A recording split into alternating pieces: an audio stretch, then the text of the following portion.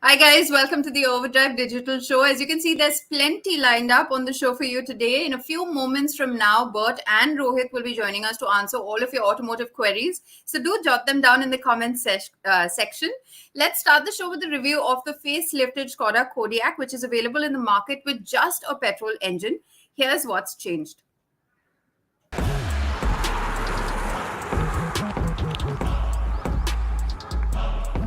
The Skoda Kodiaq is around 5 years old now, and through all of these years, it has consistently sold over 1 lakh units globally every year. And last July, it got its midlife makeover. Now, all the changes are so subtle that Skoda's own YouTube channel lists all of them in under 60 seconds. But I'm guessing you are here for a complete review, so ours is going to be a bit longer. So let's get on with it. Welcome to Overdrive. I'm Rohit Paratkar, and this is the 2022 Skoda Kodiaq. You will need more than a close glance to see the changes. The lighting elements appear sleeker than before, and the headlight has an angular kink in its lower edge. The taillights have a contrasting upward pointing kink that plays with the signature C motif. The bonnet now has a more raised profile, and the grille is more upright too. Remember, I keep saying that the cars based on the Volkswagen MQB platform appear smaller than you would expect. Now, because of that, the previous design of the Kodiaq made it appear like a bit of a raised version of the Octavia station wagon, the one that sold globally. And for that reason alone, they have raised the bonnet, they have made the grille a little more upright so that this car gets a more imposing face, something that goes with its SUV intent. Now, at the same time, to highlight the width of the vehicle, they've also made the bumper elements in such a way that it looks wide, it looks like a proper big car. I also like these air curtains right here. These curtains, along with the extended rear spoiler, offset any aerodynamic losses created by the taller and the more upright face of the updated car. The design hasn't affected pedestrian safety either, hence Skoda. Sadly, the Matrix adaptive LED headlight tech, which has percolated down to the Kodiaq globally, hasn't made it to the India spec model. The standard all-LED headlights work great though and are the all-weather type. The 18-inch wheels get a new design as well, which adds a bit more sophistication to the otherwise unchanged side profile. In a sea of SUVs that look like they want to bite your head off, the Kodiaq has always managed to look unique, aggressive, and at the same time a dignified car. The new one, in fact, looks a tad bit better. The cabin is largely unchanged, save for the new two-spoke steering wheel like the Kodiaq and the Octavia, and a virtual cockpit digital instrumentation with multiple layout styles, including a full-screen map for the inbuilt satellite navigation system. There are plenty of storage spaces in the cabin, and a 270-litre boot which expands to 2005 litres with all the seats dropped. So versatility is still as good as you would expect from the Kodiaq. I'm going to start off with things that I actually do not like about the updated cabin. Like, for example, if you remember the previous Kodiaq, every time you would open the door, there would be these little rubberized brackets that would come out to protect the rim or the edge of the door in case you were to hit it on something. And that, for some reason, even on the LNK, has been given a miss with the update. So if you're going to be driving your kids around to some crowded parking lots, you'll have to be a little careful. Also, this big panel, it's still done up in a piano black finish. Having driven or used this kind of a panel on the previous Kodiaq, I know how quickly it can look blemished. It's a fingerprint, dust, scratch magnet, and unfortunately they haven't changed that. On the international editions, you get different finishes, different textures to choose from, and I think they should have done that even on the India spec model. You have a virtual cockpit now, but it still can't give you a full version of the Google Maps. It will still give you the very basic turn-by-turn navigation. I think that is a bit of a missed opportunity. But this is me nitpicking, of course, because these were things that we loved on the Kodiaq, or would have loved on the Kodiaq update for sure. Now, coming back to the cabin is actually just as well appointed as it was earlier. Everything is just very nicely put together. It is in typical Skoda fashion, millimeter perfect in terms of its fit and finish. As before, the L&K gets a lovely Canton audio unit and is easily the best in class, and fill up this nice and airy cabin with a sweet sound that is only disturbed by the wind and road noises beyond 120 km an hour. A 2-pin charging socket in the second row and the new massage seats up front are two features that I would have loved to see on the India spec model too.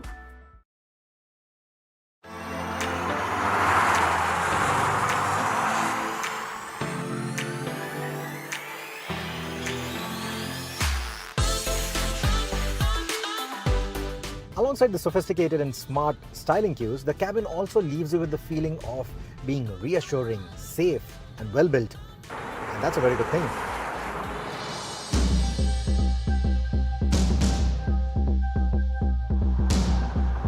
If you are the kind who needs to ferry a large family on most days but needs a healthy dash of performance when you are alone behind the wheel, we hear that the 245 PS Kodiaq RS could be considered for India.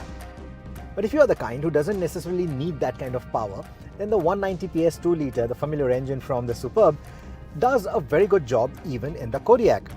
Of course, it's not as snappy on the torque delivery as the 2-litre diesel was, and it needs you to rev way past beyond the 2000 RPM mark to really make good progress, especially if you are driving with a full house.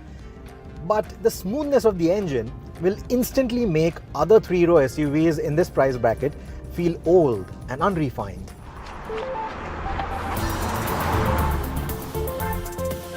Between 3000 to 5500 RPM is where the engine feels most lively.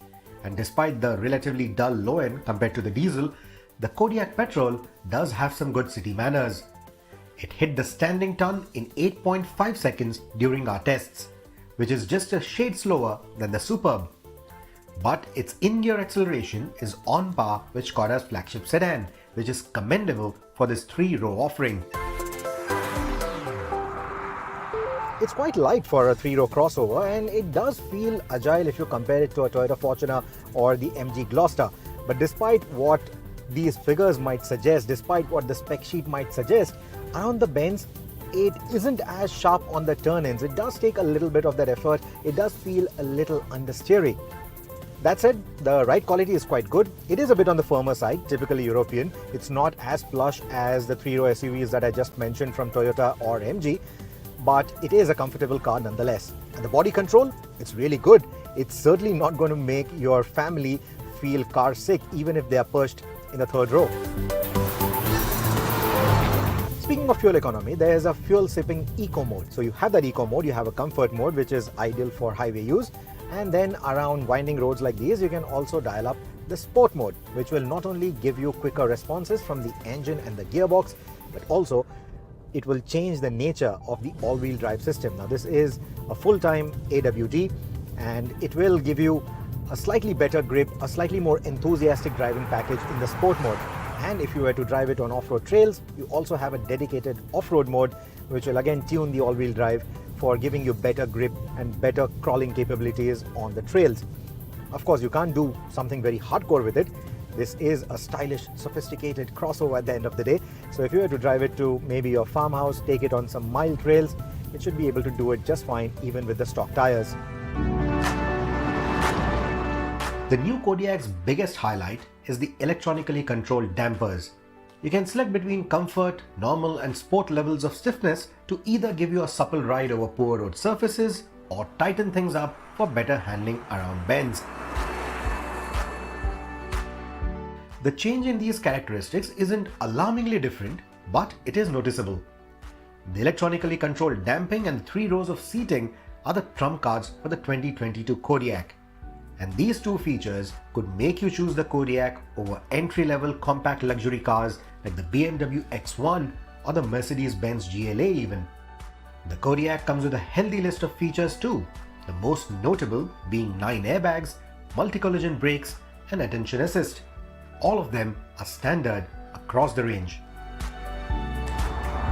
As is the case with most cars from Skoda India at least, the Kodiaq is not cluttered with too many options. You have one engine, one gearbox, and you have 3 trim levels. That's all that you can choose from. And that I think is a very good move. Given the kind of pricing that it has, it will obviously go up against the established players like the Toyota Fortuner. It also opens it up to newer players like the MG Gloster, and it will certainly open it up to upcoming players like the Jeep Meridian.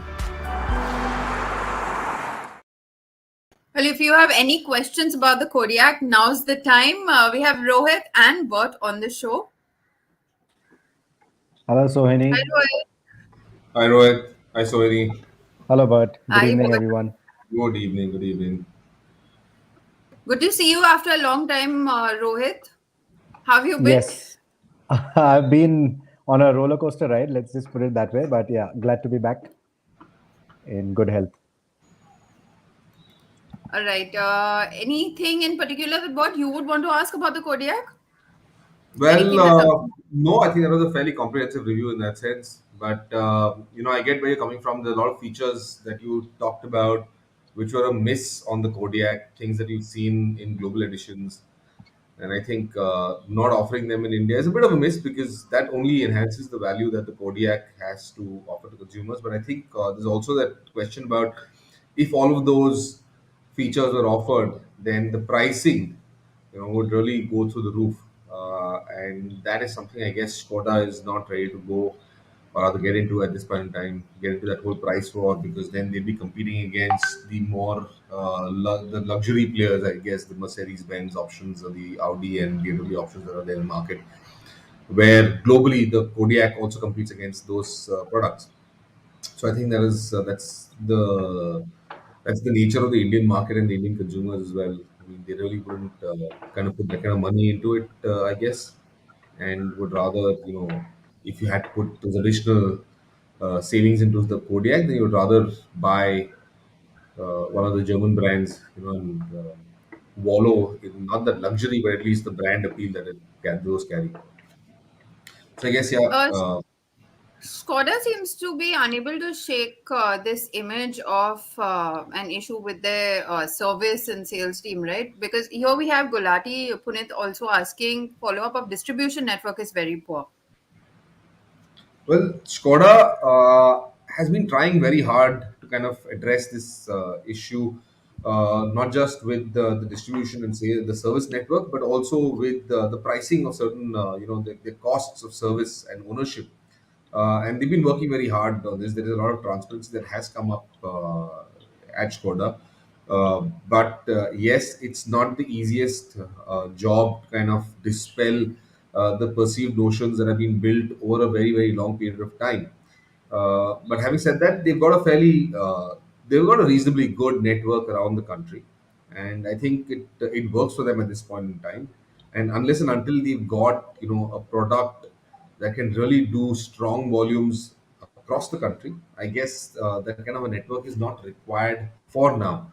Keep in mind, the Kodiaq is a premium product for them. There are other products that they've got and which are coming up. The compact SUV is already there. Now they've got the Slavia coming up as well.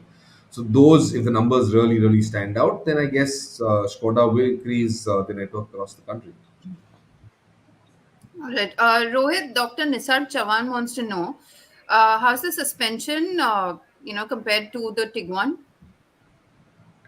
Well, Mr. Chavan, the new Tiguan, the updated Tiguan, honestly. But whatever I remember of the previous Tiguan, it was a fairly well set up suspension for the Indian road conditions. But the Kodiaq clearly takes it a step higher with the dynamic chassis control or the electronic damper control that they've introduced with the Kodiaq now. And I've only driven the LNK that is equipped with this particular adaptive damping. The lower trims don't get it, but the LNK I think, like I said in my review, the change in the different presets, the normal, the comfort, and the sport, it is not alarmingly different, but it is definitely noticeable, and the comfort certainly makes it quite supple. Again, remember that both these cars still have that European edge, that firm edge to their suspension. If you were to compare it to, something around that same price bracket, like the Fortuner or the Gloucester, even. The Fortuner is much squishier, and that immediately is evident if you were to drive both the cars back to back.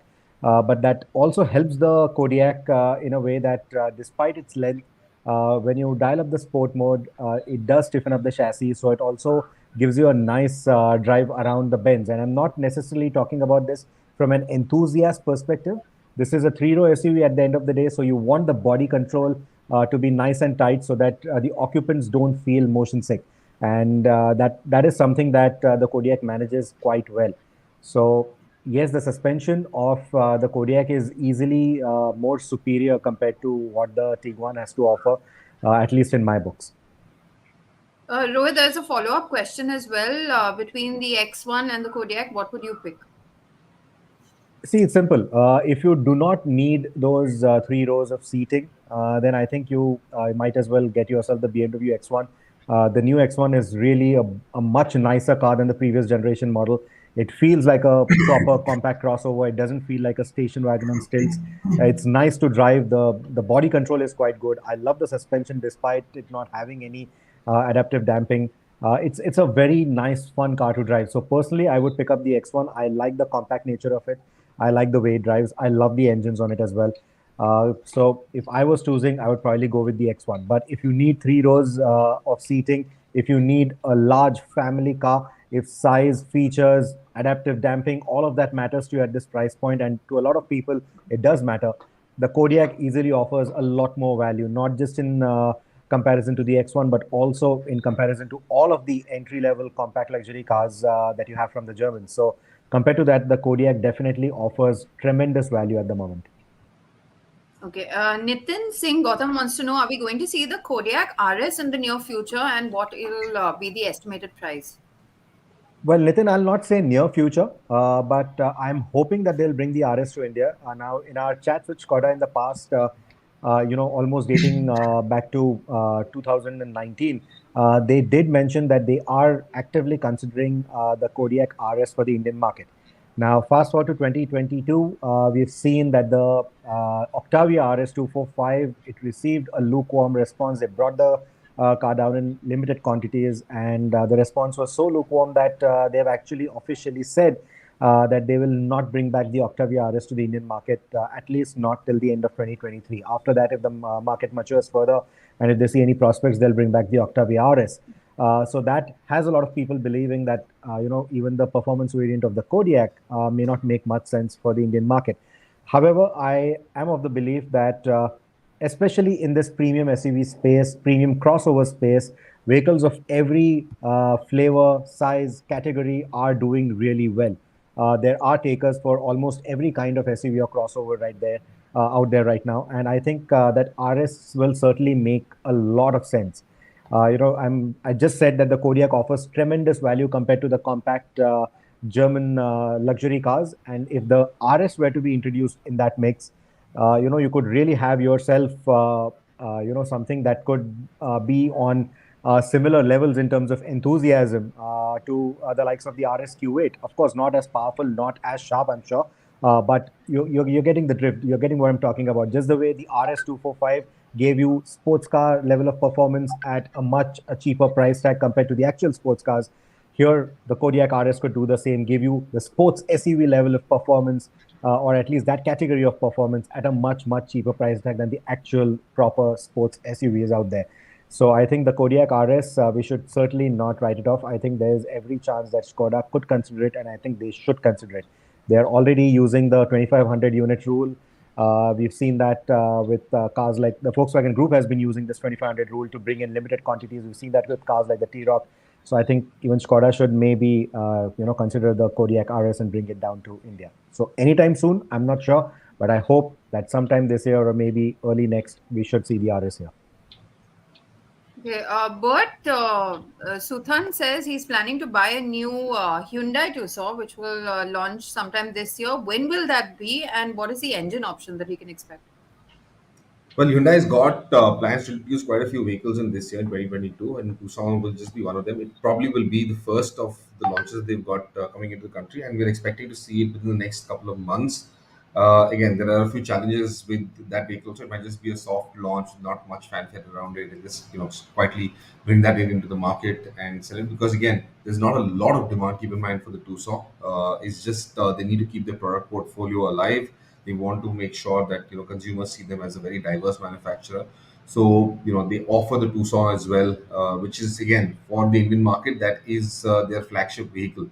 But yes, like I said, I think we're expecting to see it in the next couple of months in the Indian market. Again, engine options, I'm not entirely sure at this point in time what will be there are new engines coming up in the Tucson in any case, and both diesel and diesel options for sure. I'm not sure if they will bring down a petrol option. But again, fingers crossed that they do. It is a good vehicle. It will be a good vehicle. It'll be an interesting vehicle, and we've driven it in the past, and it's been quite a comfortable, luxurious product for that matter. But let's see. Let's just wait for those for at least another month before we can get you some concrete information on what the Tucson has to offer for India. All right. Bert, Vaibhav Yes. Gupta wants to know what can you tell us about the MG Aster? Is it better than the Hyundai Creta? Well, I'll tell you this much: the MG Astra is a good car, good product. Again, it's I would say it feels a little more compactor and tighter than the Creta, for that matter. The Creta feels a little more spacious where interior space is concerned. But having said that, I do like the design details on the Aster. The interiors are quite interesting. They're very well designed. The build quality is fantastic. It is quite, and overall, it's quite a good product. Again, ride and handling. Now, we've not got the opportunity to drive the Aster out on the roads as of yet. The last time we drove it, the only time that we've driven it was at the BIC at the racetrack. And out there, the suspension feels pretty impressive for that matter, because body roll is kept to a minimum. You can't, of course, push it too hard around corners. You can't really drive it like a sportier car because on a racetrack. But nonetheless, what it was able to do, it was quite impressive. There's very little dive, there's very little body roll. All of that is nicely controlled, very tightly controlled. So in that sense, I think it will be a fairly impressive SUV to drive on the road as well. But what the Aster, of course, brings over and above what the Creta has to offer is that optional driver assistance, the advanced driver assistance system, and that's the level 2 systems again, which gives you a fair amount of autonomy. You can effectively, the car will drive itself. It's got that lane keep assist. It's got the distance assist. It's got various other features inside.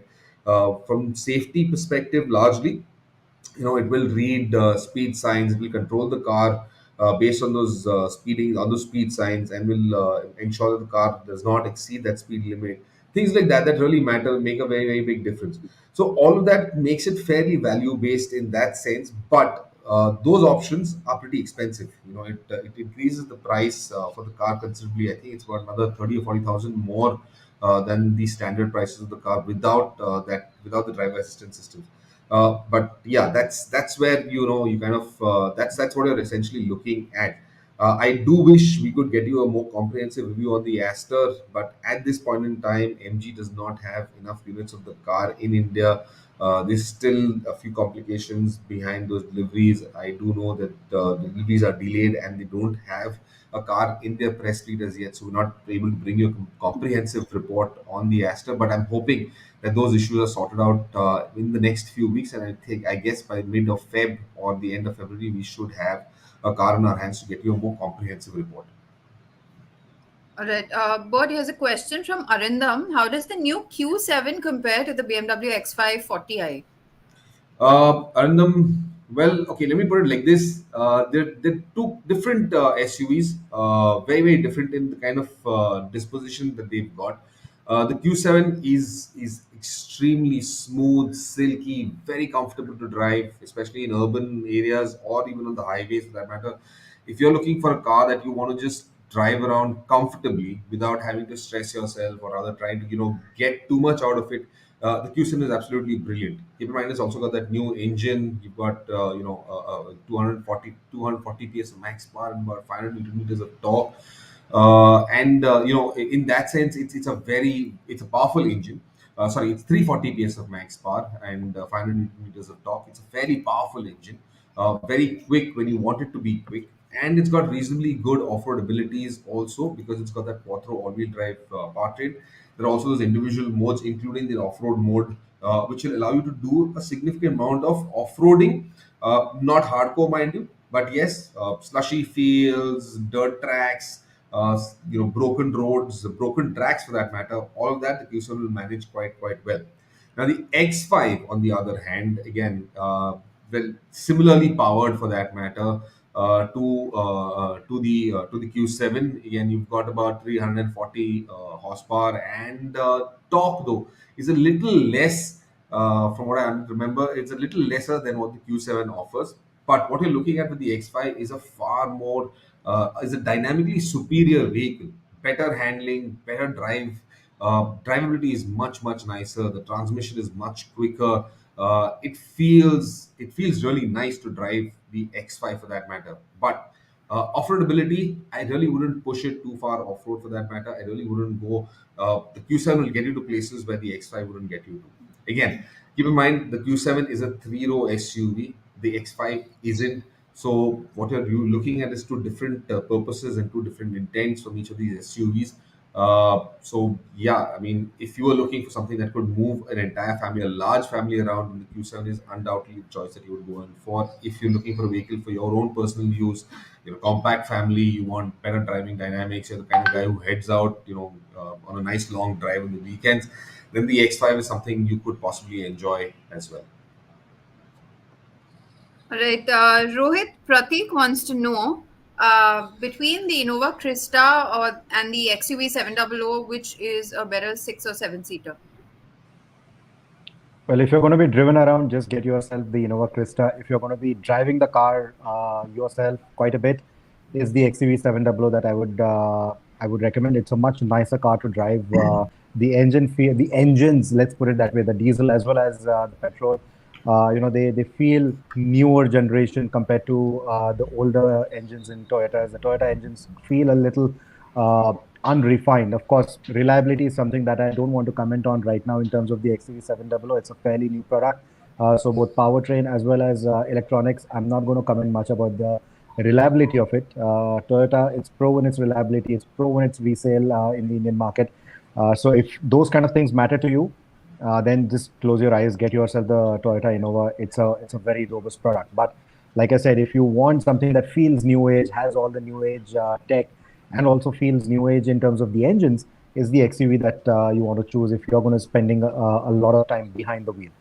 If you're going to be driven around, the Innova's ride quality is just phenomenal. So just get yourself the Innova.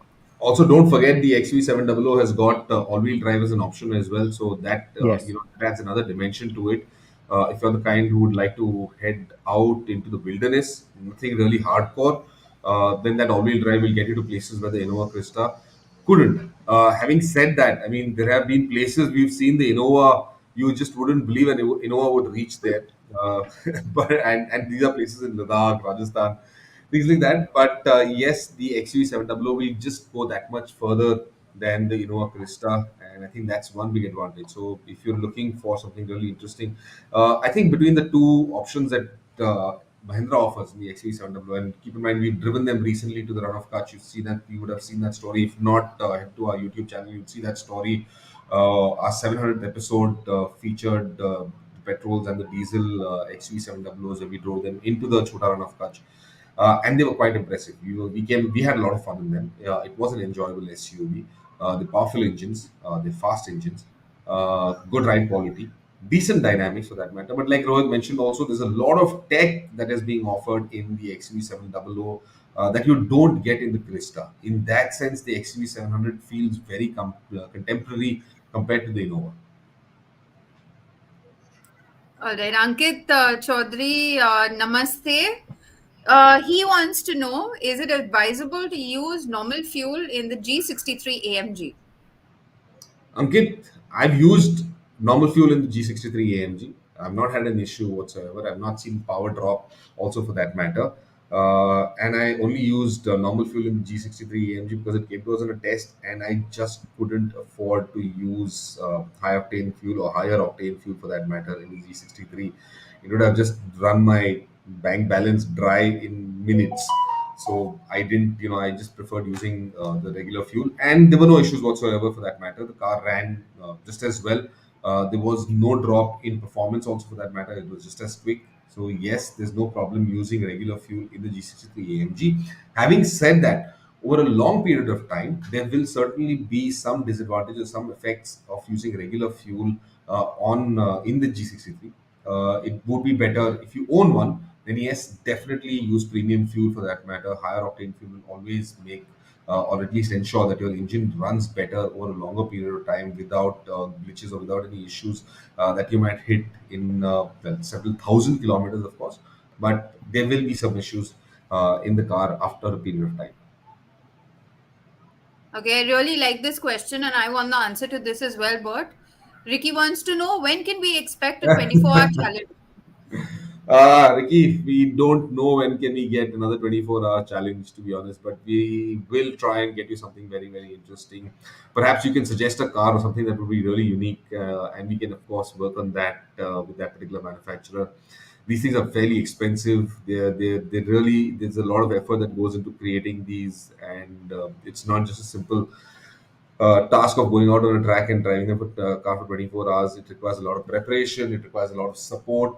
The last time I remember we did a 24-hour run was with Mercedes Benz, and that was an enormous effort because we also needed premium tires, we needed good fuel, and we really, really pushed that car to its limits. It was an incredible test, and I'm certainly looking forward to doing something of that sort all over again. Uh, Hopefully soon, for sure. 2022 is possibly the year we do something interesting like that again. He has another question as well. Having booked the diesel Thar, what are the things that we need to keep in mind to take care of in the DPF filter? Ricky, okay, here's the thing with the DPF filters. What you need to make sure when you head out in any car that has got a DPF filter, for that matter, especially in high altitude regions or in regions where you're driving on very dusty roads with very, very fine dust, for that matter. Now, what happens essentially is that this dust or the impurities in fuel, if you're in okay, let me take it in two ways. High altitude regions, essentially you're running very rich mixtures, which means a lot more fuel is going through your system, which is clogging your filters faster than they would in the planes at normal at sea level or slightly above sea level, for that matter. Now, because the filter gets clogged quicker, your engine starts faltering. You have issues with your engine running in these high altitude regions. That's one problem, and you consistently have to clean out your filters. Now, we've had this issue in the past on several vehicles using DPFs, where every few hundred kilometers, they just kind of, it went into limp mode, and the engine would just lose in power completely, and then you'd have to regen your filters all over again. And it's a painstaking process because it takes you at least an hour to regen the whole system, and it's a slow process. So it effectively takes a lot more time for you to get through your journey, for that matter. And of course, it could also damage your filter and your engine if you consistently kept driving on that limp mode. So you have to keep a watch on this constantly. The other part also is that in dusty conditions, if you're driving this consistently, again the dust enters into your system, and those impurities again get collected in your filter, and same thing happens. The engine after a period of time would go into limp mode.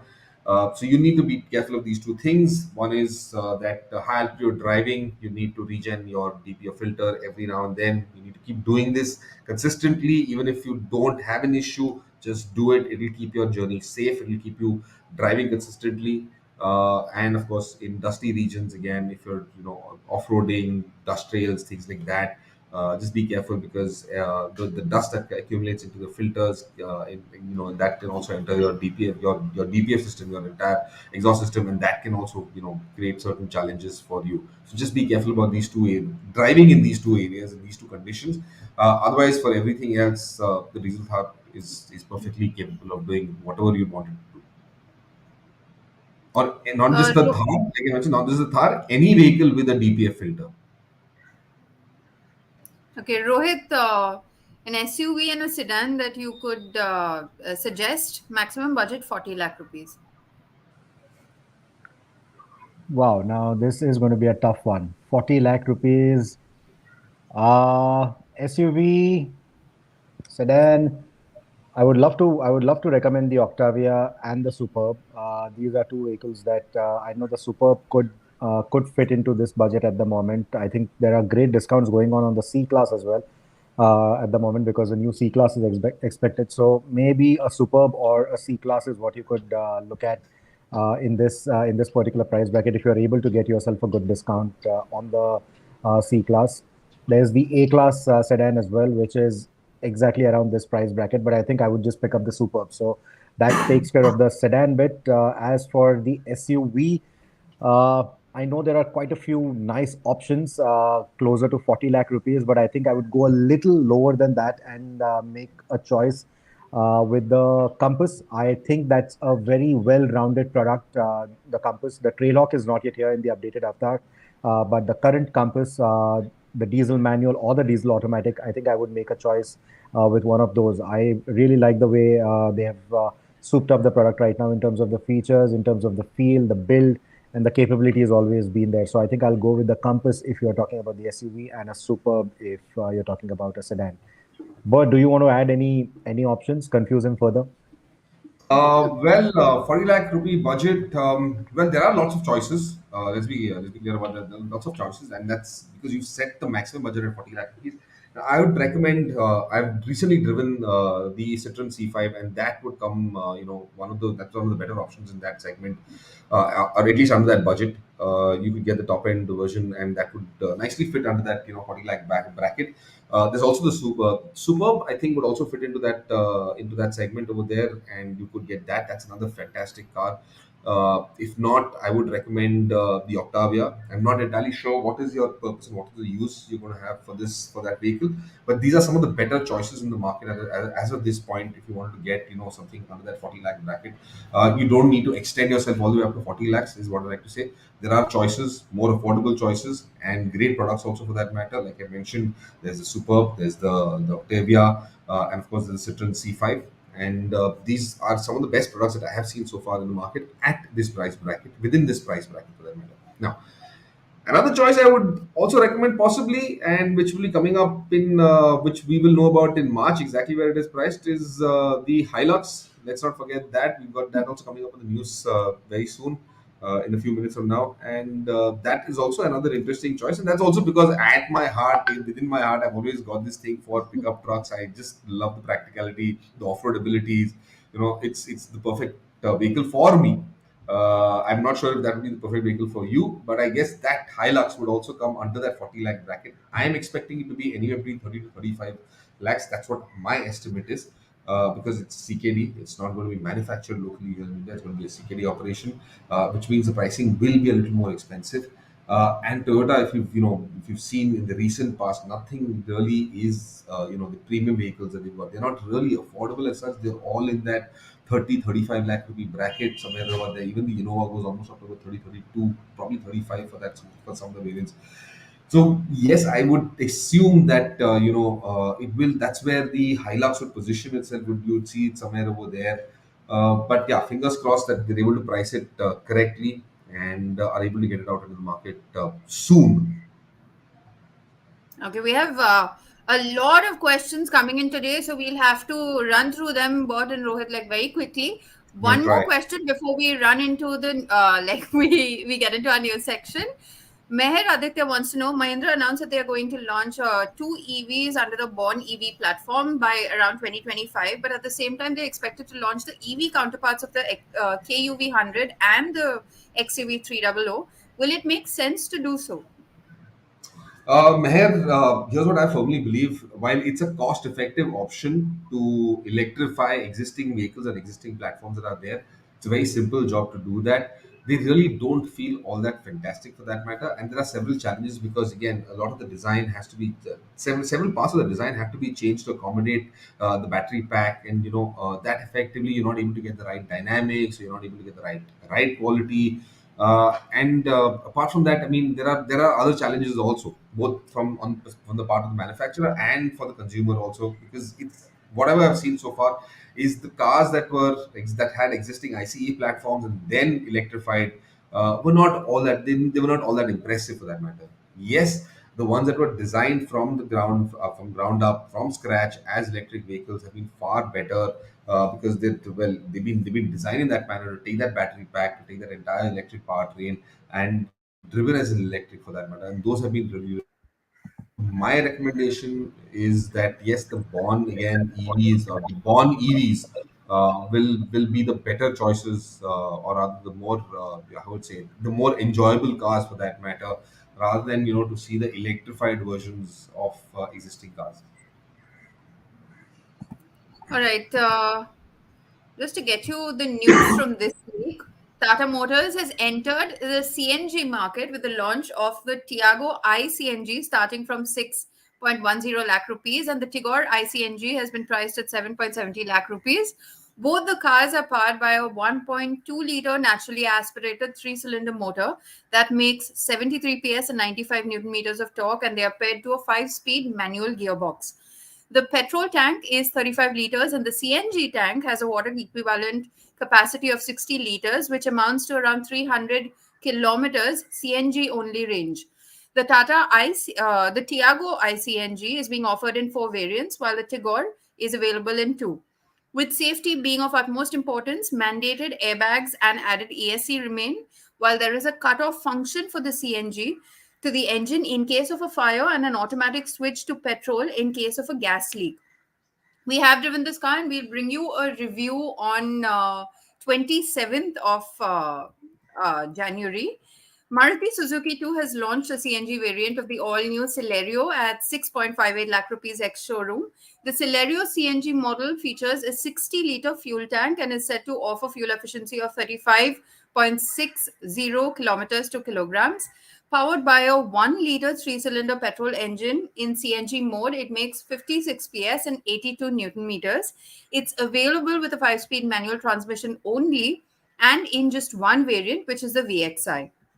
The facelifted model of the BMW X3 has also launched with a larger single-piece kidney grille like the X5 and the X7. With a petrol engine only, at an introductory price of 59.90 lakh rupees for the base Sport X Plus trim and going up to 69.90 lakh rupees for the M Sport trim.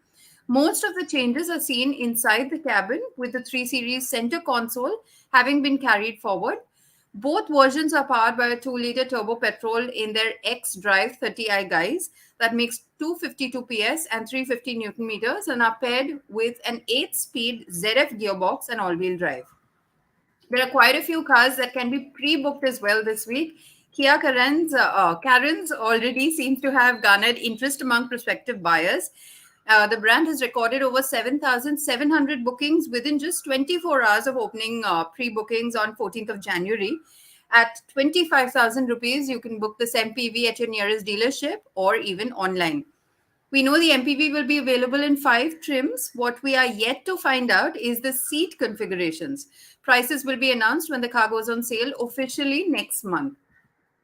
We are expecting Toyota to launch we were actually expecting Toyota to launch the Hilux this week, but they've teased us with visuals of this lifestyle vehicle and promised us price announcements in March. But you can pre-book this vehicle for 1 lakh rupees at your nearest dealership or 50,000 rupees online. What we do know for sure is that this will be powered by a 2.8-liter turbocharged diesel engine, making 204 PS and 500 Newton meters when paired to an automatic transmission, and makes 420 Newton meters when paired to a manual transmission.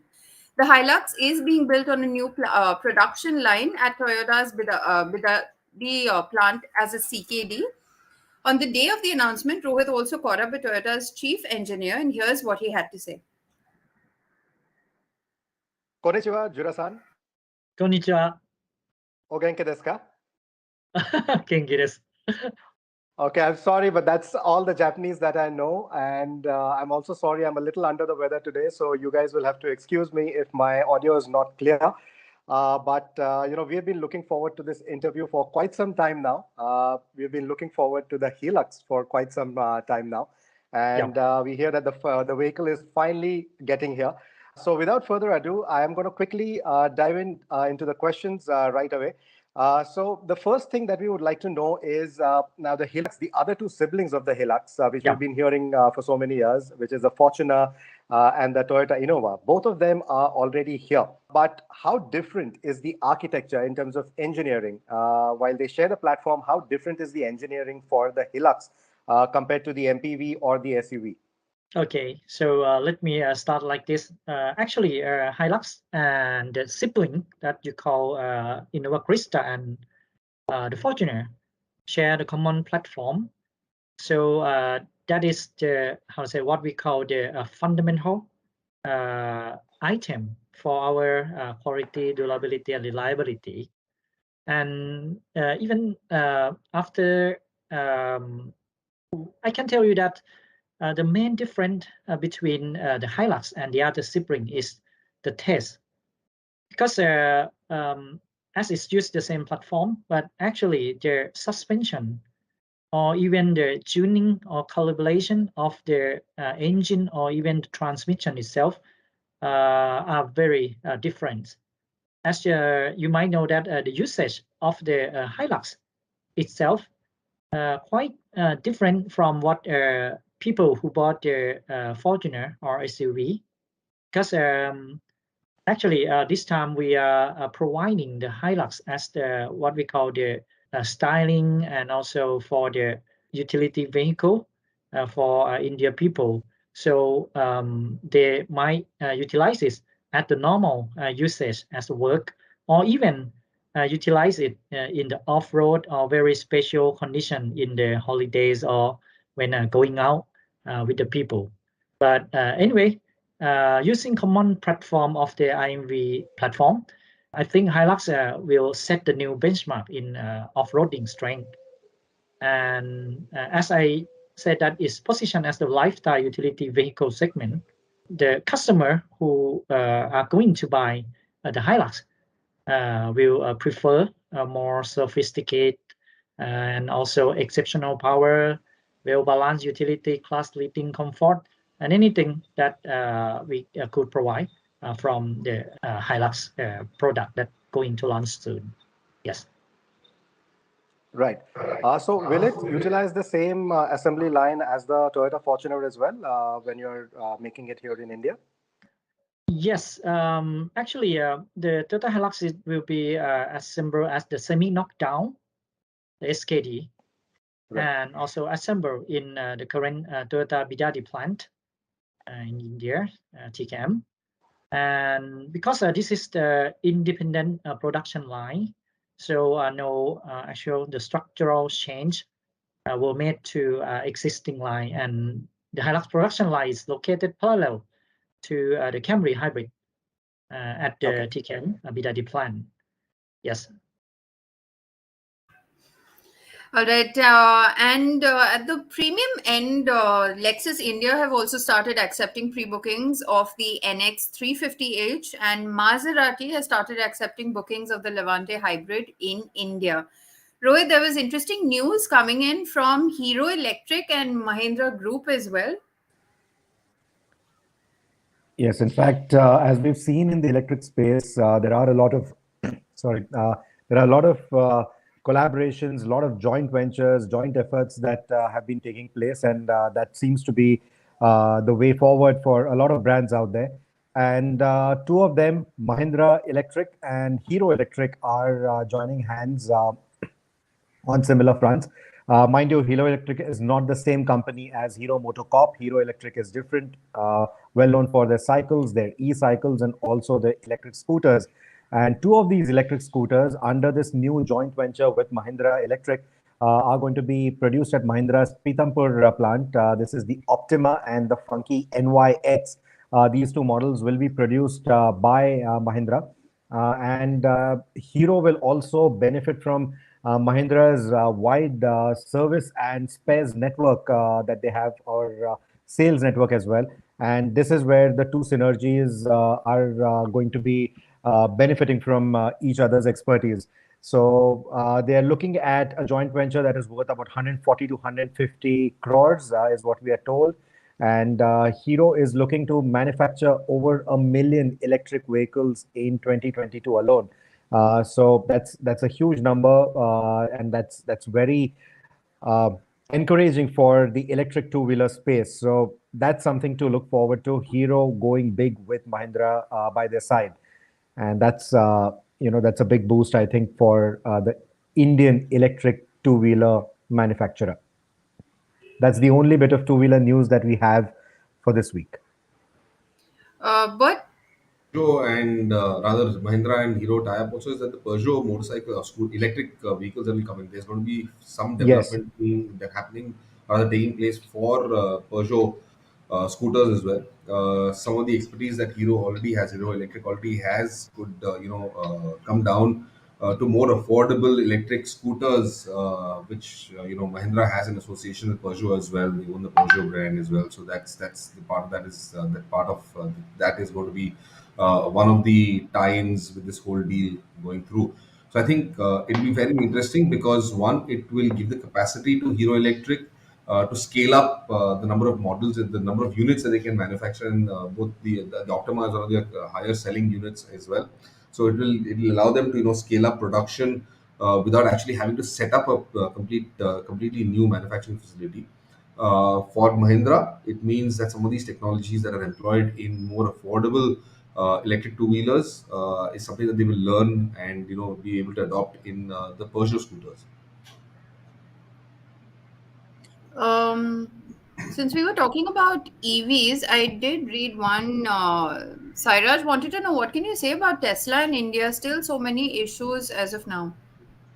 Sairaj, no issues apart from the fact that Tesla wants a duty cut on electric vehicles, which I don't. This is not. This is more of a personal opinion, but I don't really see why it requires a duty cut as of now, because you're essentially subsidizing the rich.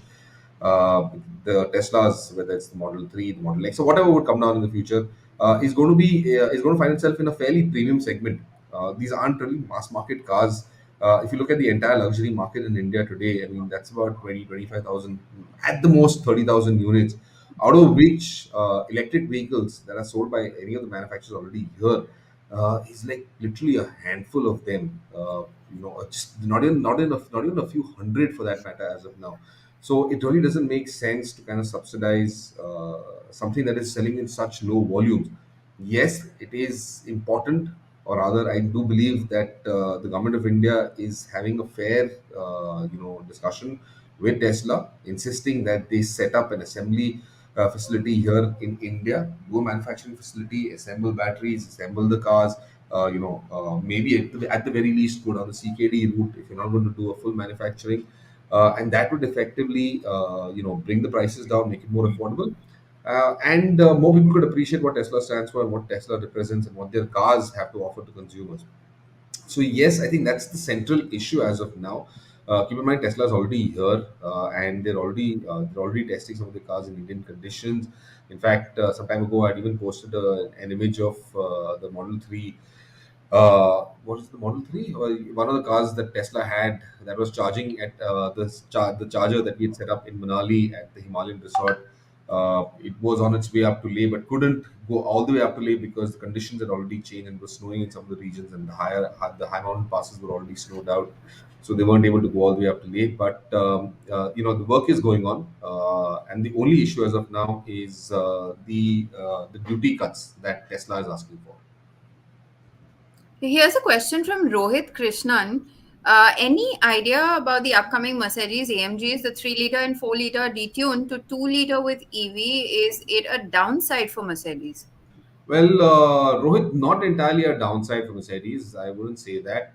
There are, of course, there's going to be plenty of AMGs coming out to the Indian market this year. Now, Mercedes has said we've got about 10 cars coming down to India. We carried that story last week, and of course, two of those that we know are the three of those that we know are the S Class Maybach. We know about the C Class, and there's also the GT, the Black Edition.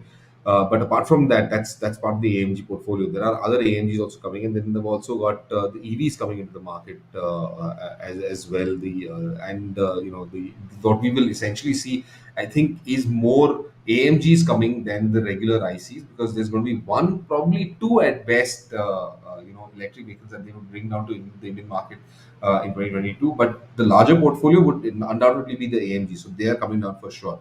Now, the detuning, of course, they're not full AMGs for that matter. They are sporty versions that are being offered in the more, how would I say, the more affordable cars for that matter, the smaller, compactor cars. That is of course, those are where the detuned four-cylinder inline petrol, the turbo petrol uh, tweaked engines are coming in. But yes, there will still be a lot of the full fat, rich AMG that you will see in India in the coming months. But Rohit, this is a very interesting one. Invisible Diplomat says, "Hey, Overdrive team, would love to see long adventurous expeditions like the Grand Tour show being brought out in the Indian automotive journalism. Would love to be a part of such a team. Wouldn't Well, we all?" invisible. Well, we keep doing those invisible diplomat. We will have some of those long adventurous expeditions this year as well, and there will be certainly be some interesting stories. Last year, was it around this time? So only a little later next month. I think in the month of February is when Feb, we had Feb. headed up, when we had gone up to Patni Top in Kashmir during winters for that the winter drive story. But we are definitely trying to do something similar this year again. We just need some new vehicles. We need something interesting. There are a few options. We are talking about one very interesting option already internally, and we will have something coming up for you very, very soon. So fingers crossed that we're able to carry that story forward, and we will be heading out, I'm hoping, in the next few weeks. All right. Vishnu Desai says he's got a budget of 65 lakh rupees. He's looking for an SUV. Priority is comfort and driving pleasure. Your views on the X3, the Volvo XC60, also the Lexus NX booking is open. He already owns the A6, so he's not interested in the Q5.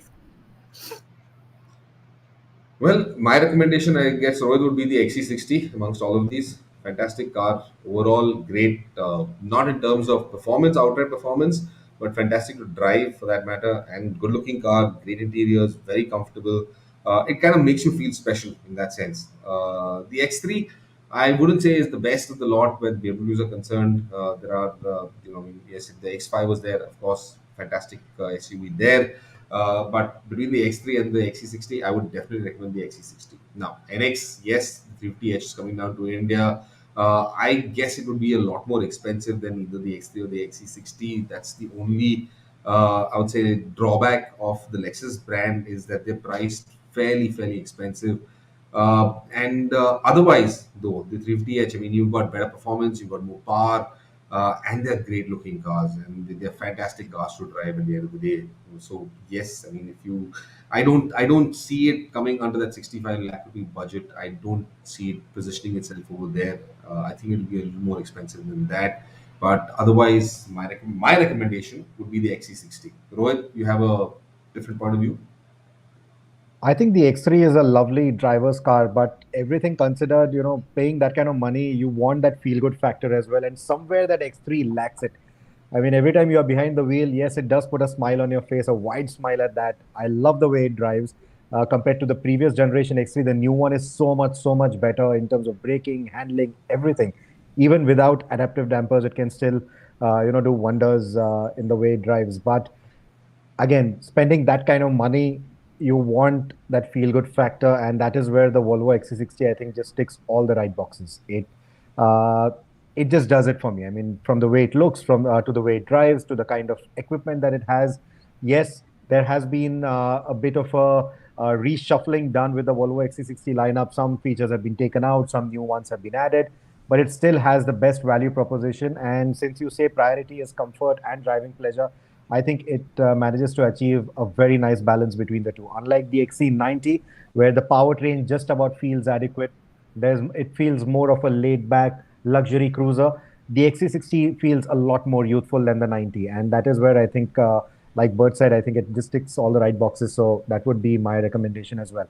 The Lexus NX, nice car, comes with hybrid. So, if you want to make that green statement, the NX will allow you to do that. But it just feels very heavy. It just doesn't feel as light on its feet as the X3 or the XC60. Doesn't feel as nice to drive. So that is where I think that's one of the reasons why the NX has been in the blind spot for a lot of prospective buyers, and you don't see a lot of people talking about it. There are very few people like you who actually make a mention to the NX even while framing your question. So, that sort of is self-explanatory why the NX hasn't been doing that well in this particular segment. XC60 would be my pick. All right. Govind Singh, in fact, that should have answered your question as well. You were asking whether Volvo cars are worth the money, and both Bert and Rohit have spoken about that. Totally. But coming back to Ankit Chaudhary, he wanted to know, can we use additives in the G63 AMG? Suggest some if you know.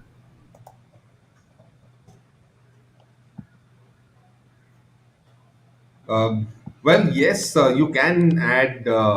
There are plenty of additives that you can use for the G63 AMG. There are STP has got a few additives that you can use in the country. Lakh has got a few additives as well. There are quite a few options that you have in the market. They're not freely available or easily available. You'll have to look around for the right additive for that matter. But yes, you do have options, and you can use that to boost the octane rating on your on the fuel that you would use, the regular fuel that you would use. The simpler way is to just today, given the kind of fuel conditions that we have, which is far better than what it was in previously. I don't think you really need it as such, but yes, there are additives you can get in the market. All right. Diehard AV geek freak wants to know, will Toyota Hilux be overpriced? I won't say it's going to be overpriced, but it is going to be expensive. Again, keep in mind this is not locally manufactured. It's still a CKD. It's an assembly operation, and it kind of would, or rather would, be in this space between the Fortuner and the Innova. That's where it should find itself ideally if it were manufactured in India. Unfortunately, that as a semi-knockdown kit, there are still a few taxes, there's still a few duties on it also, and that will raise the price. It may be that if Toyota wants to be really gung ho about this segment, they would take a bit of a hit and really price it attractively. But I don't see that happening. I think it will be somewhere in the same bracket as the Fortuner, if not more expensive. All right. Govind Singh wants to know, GLA or the X1 in terms of driving, consider both petrol and diesel. Well, Rohit, you've driven both of them, I guess. I think I will this time around choose the GLA. The GLA has just wowed me quite a bit compared to the X1. The X1 is still a very nice car. Like I just mentioned in one of the previous questions, the X1 is really nice in its current avatar, but the GLA just does it for me, especially the AMG line with 4MATIC. If you were to get the GLA 220D 4MATIC, that's the one to buy. I mean, that is the kind of grip that it offers, the suspension setup, and the way those engines deliver power right now, it's just phenomenal. I think it's a perfect package. And then you have the added niceties of the new infotainment system, the MBUX system with the connected tech. So, the GLA just does it for me right now. It gives you everything that you would expect at this particular price bracket. Gone are the days where these entry-level compact luxury cars would feel or would make you feel shortchanged, looking at the features list. It always felt like you were only paying for the badge and nothing more. The GLA is not like that. Yes, both these cars still suffer on one aspect, which is the cabin space. They are certainly not as big as something like a Kodiaq or a Fortuner that you would buy for similar money. But if you are ready to forego all of that, if you are purely looking at this from a luxury perspective, they pamper you with really good comfort. They have good features. And in terms of the way they drive, this time the Mercedes-Benz is actually better than a BMW, and that says a lot. So it would be the GLA 220D 4MATIC AMG line, particularly, that I would choose over the X1. All right. But why don't manufacturers sell their CNG cars with AMG gearboxes? With the AMG gearboxes. It's not a bad idea, actually, to be honest. So he wants AMG everywhere. AMGs also, why not? Power. We want more power. But no, it is a good suggestion, and it's something that I think a lot of manufacturers should consider, especially CNG cars with AMD gearboxes. We don't have an option in the country as of today where CNG cars also come with AMD gearboxes. And keep in mind, there really isn't a lot of difference in the fuel efficiency between a standard manual transmission or an AMD gearbox. The fuel efficiency is almost identical. So yes, I think AMD gearboxes would make a little more sense. Again, there is no effect or there is no adverse effect or anything additionally that is required because you've got a CNG powertrain. The car will still, because the gearbox is a completely different unit. It doesn't have anything to do with the CNG car. It will be able to deliver what it has to deliver. Maybe fuel efficiency. Again, it won't. It really won't. It mechanically and practically, it won't make any difference to the efficiency, and that's the only thing that would matter in a CNG car. You've got lower fuel price, and of course, you've got decent efficiency as well. So I think on both counts, manufacturers should certainly introduce AMT gearboxes in their CNG cars.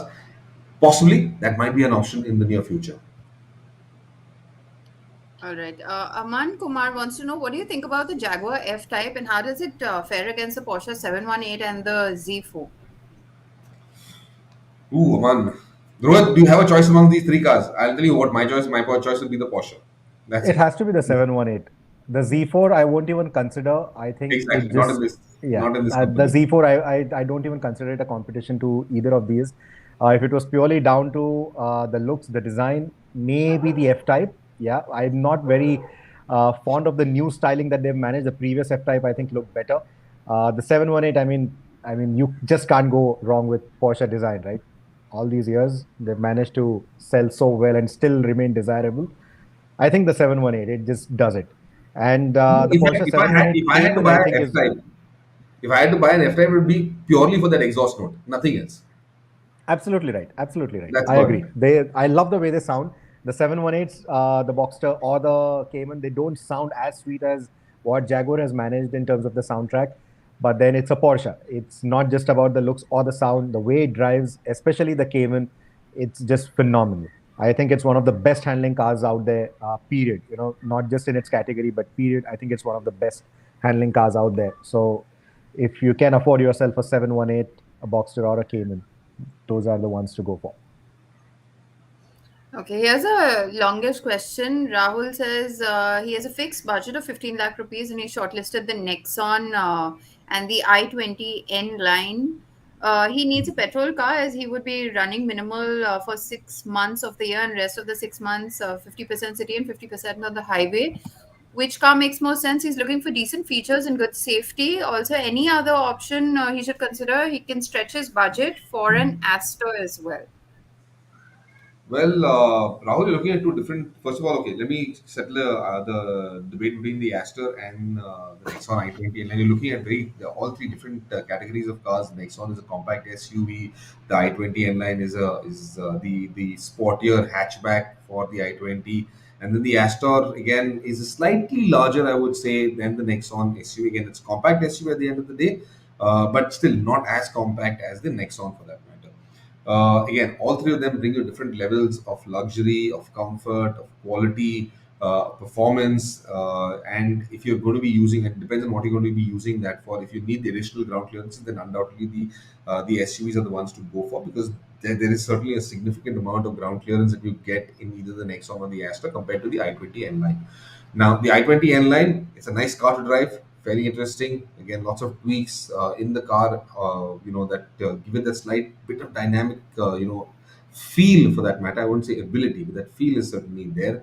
But for all intents and purposes, I think the Astor would be the best choice in this because you get a tremendous number of features in that car, safety as well. If you go in for the driver assistance system package, then you've got a tremendous amount of safety coming into that car as well. That would be the choice that I would recommend. But otherwise, if you're on a bit of a budget, that 15 lakh rupees, I think the Nexon XZA should be the option. The Astor is definitely not on that 15 lakh. It goes above 15 lakhs, well above 15 lakhs for that matter with the ADAS. And the Nexon is what you should go in for. Again, great car, great product, a fantastic job done by Tata Motors over there. And that's something that you will really, really enjoy also. Rohit Balasurya is planning to buy the Honda City IV Tech petrol. He's concerned about the low end torque and mid range. Is it good, or would he have to rev the engine beyond 3,000 RPM to make power? Well, it's a petrol engine. It's a high revving petrol engine. It's a peaky power delivery with that motor. But, you know, I don't think that you will really be concerned about the low end torque or the low end power delivery of this vehicle, especially for your city commutes at all. If you're an enthusiast driver and you just want to negotiate every possible gap in traffic and you want to have these traffic light drags, maybe you might just say that the low end is not up to your expectation. But for regular commutes, even with a full house, it's not a problem at all. Even if you were to choose the CVT, which is a more laid back gearbox combination with this engine, it's still not a problem at all. You can definitely take a look at the review that we've done. We've also posted the roll on acceleration figures for the manual as well as the automatic options. So definitely do take a look at it, and you will be amazed to see the kind of numbers that it has. That clearly tells you that the low end as well as the mid range for the new 1.5 engine is really good. So I don't think it should be a problem. And I'm guessing, yeah, you're talking about the IV Tech petrol, exactly. So you shouldn't have any trouble, driving that car. It's a light car, and that is why that engine, the power to weight is much better. The engine feels nice and peppy, so you don't have to rev it very high all the time. Yes, when you're at a certain cruising speed, it is designed in a way that it runs at a much lower RPM at say 100 kilometers, 110 kilometers when you're cruising at that kind of speed. So pulling overtakes from that speed might need you to rev quite high. But for regular city commutes, you will not really complain about the low end or the low end or the mid range of this engine. But Ashish is asking, would you recommend a Toyota Hilux or a Thar? Can any one of these be a practical primary car? In fact, you can add even your Isuzu D-Max V-Cross, to this list. Well, okay. Let me, Ashish. First of all, if you're asking for a practical primary car, then the Thar is the one that you would go for. Keep in mind the Toyota Hilux, the wheelbase is extremely long, well over, almost the length of the car is well over almost 5.5, 6 meters long. So that's a fairly large car. You're unnecessarily going to be carrying around a lot of baggage with the rear load bed that you really wouldn't be using all the time. So it doesn't really make sense. It is a lifestyle vehicle at the end of the day, and something that you would, if you're going on a long road trip somewhere, you want to use the bed to put in your luggage and to carry your things around, whether it's your tent, your sleeping bags, things like that. You want to have a real adventure. Then something like the Toyota Hilux is the choice for you. But if you're not doing that often enough, the Thar is a fantastic vehicle all round. Can be used every day. Certainly does not have the same amount of space that the Hilux has. It's very very compact for that matter, and you need to figure out an option for that because you will have to put a carrier, a roof-mounted rack to carry your additional luggage around. But otherwise, the Thar is a far more practical option. Also, when off-road ability is concerned, now the Hilux would have great off-road ability. Keep that in mind. But it cannot match or it cannot beat what the Thar has got simply because the Thar has a shorter wheelbase. And because of that, there are a lot more advantages to any SUV with a shorter, smaller wheelbase. Using them becomes far easier. The dynamic abilities are far better in vehicles like the Thar for that matter. Even the Jimny, for instance, when it comes down to India, which is still some time away, the ability that it has in off-road conditions comes because of that shorter wheelbase.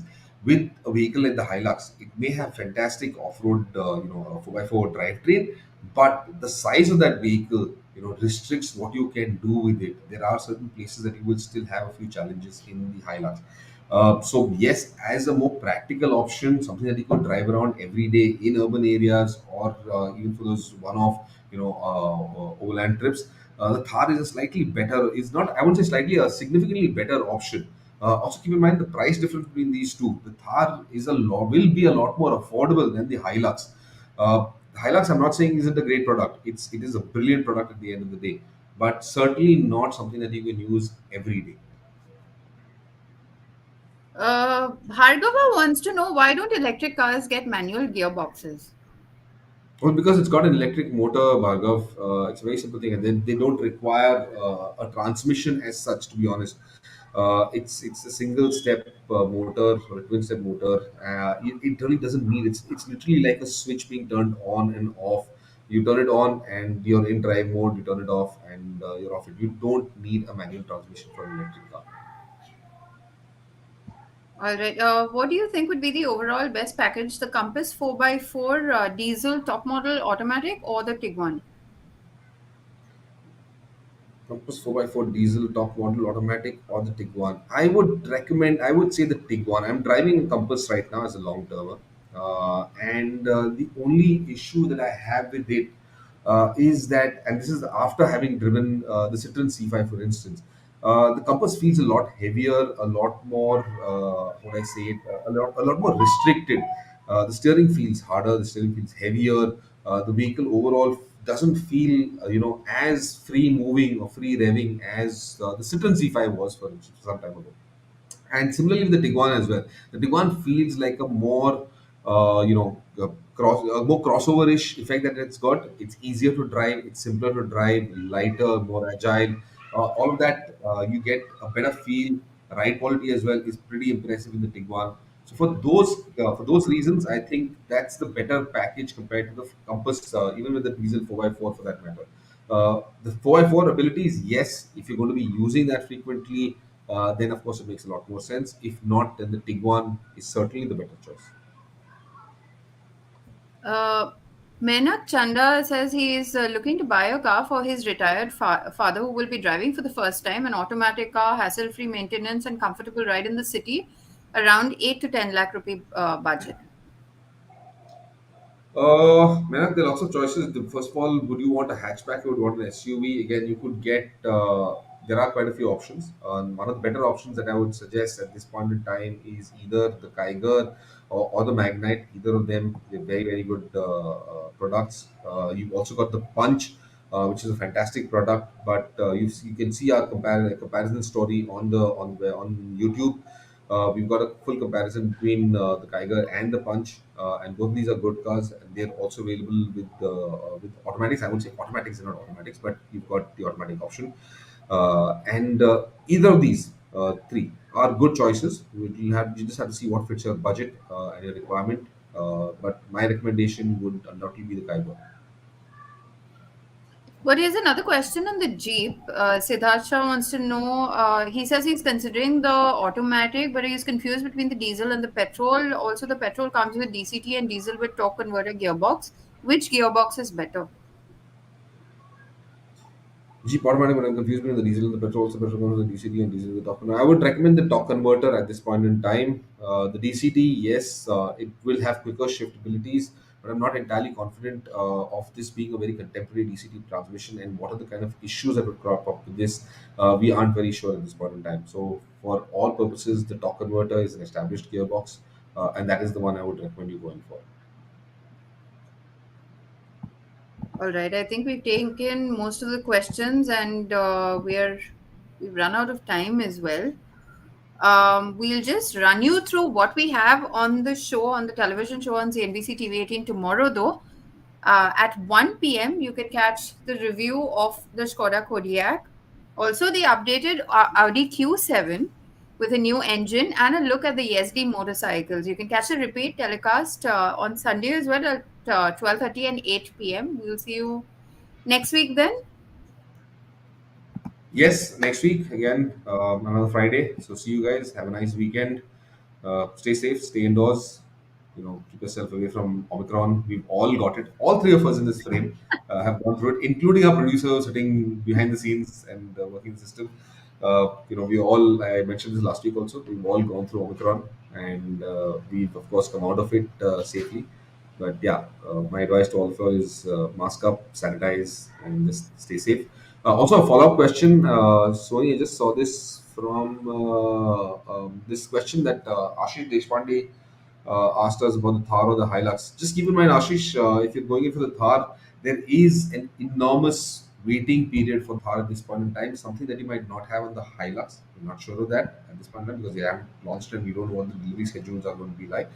But there is an enormous waiting period for the Thar. It almost runs up to 8 to 9 months, if not longer, for the Thar. So just decide when how soon or how urgently, how quickly do you want to get your hands on a new vehicle, and then decide what you want to go for.